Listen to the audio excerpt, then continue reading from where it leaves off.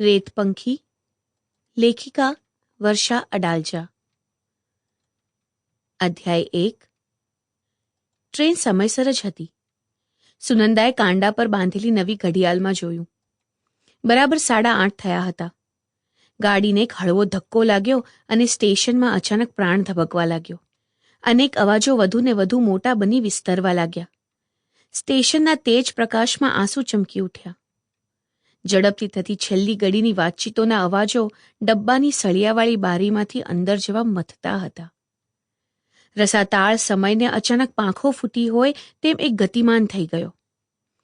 ધીમેથી સરકવા માંડેલી ગાડી તરફ થોડું ચાલી સુનંદા અટકી ગઈ. પાછળ ઉતાવળી નજર કરી. રૂપેરી ચમકતા વાળ અને લાંબી શ્વેત દાઢીમાં મઢાયેલા અશક્ત ચહેરાને એ નિરખી રહી. કાકા લાકડીને ટેકે ઝૂકીને ઊભા હતા. એમની આંખો બંધ હતી. હોઠ અસ્ફુટ કશુંક બબડતા હતા.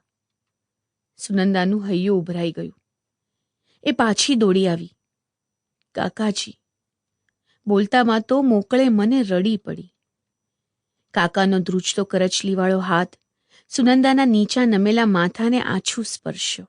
શિવાસ્તે પંથાનસ્તુ. એટલા કોલાહલને વિંધીને શબ્દો સુનંદાને બરાબર સ્પર્શી ગયા. કોઈએ સુનંદાને ખભાથી હલાવી. સુનંદા ભાનમાં આવી. ઝડપથી સ્વસ્થ થઈ.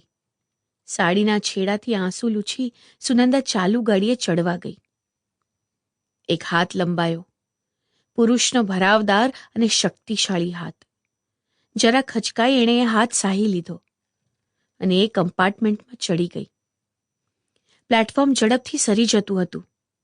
દરિયાનું મોજું ઉછળીને ખડક પર પછડાઈને વેરાઈ જાય એમ પવન ધસી આવીને એની સાથે અથડાતો હતો. કપડાં, વાળ બધું જ પવનમાં ઉડતું હતું.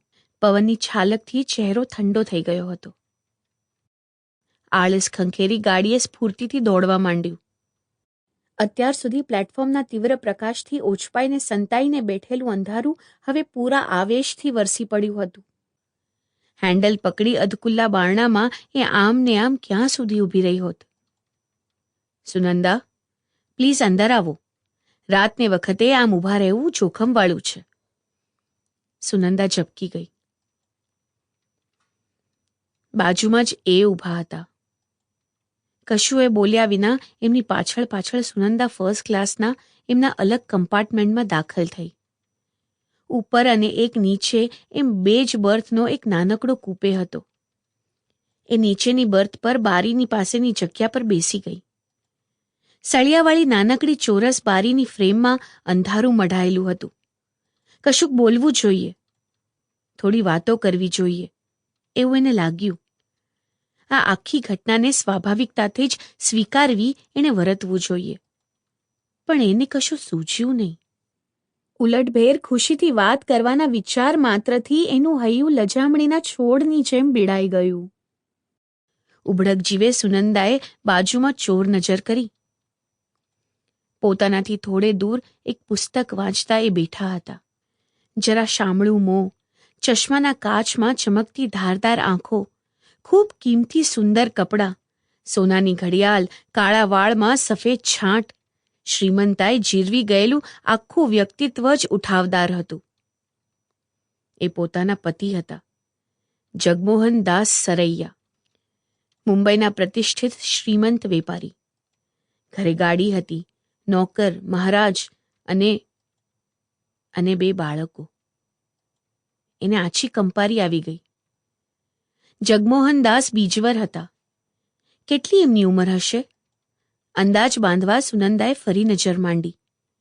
એને લાગ્યું કે આર્થિક સુખની નીચે એમણે ઉંમરને દફનાવી દીધી છે. તો પણ 2 બાળકો, ચહેરાની પ્રૌઢતા 42 તો ગણી જ શકાય. અને પોતાને 24 વર્ષ થયા હતા.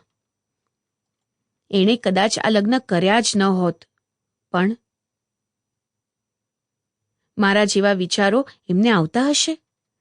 સુનંદાને અચાનક થયું, જે ચહેરો અત્યાર સુધી એને પ્રતિભાશાળી લાગ્યો છે તે કુશળતાથી વિચારો અને ભાવોને પણ છુપાવી શકે છે. Sample complete. Ready to continue?